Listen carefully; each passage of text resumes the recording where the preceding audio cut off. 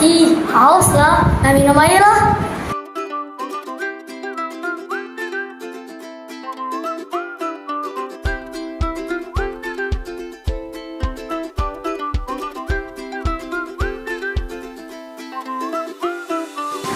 Sedapnya.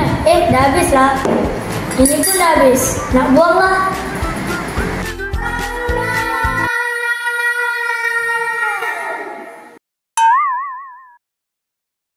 Hai, saya Ketua Kumpulan. Saya Firash. Saya Aryan. Saya Syakir Ikhwan. Saya Muhammad Syakir. Kami dari Kumpulan Lestari Sespa.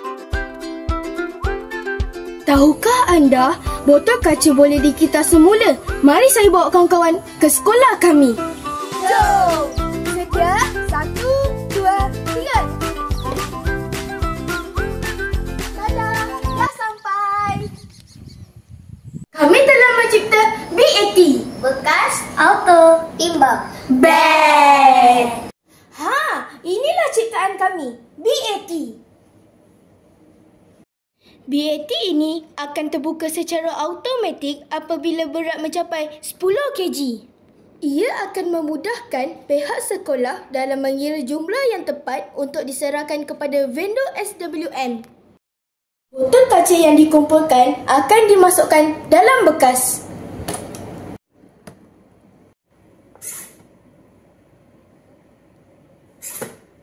Sebagai penutup, kami berharap ciptaan kami dapat memudahkan semua pihak dalam melestarikan alam.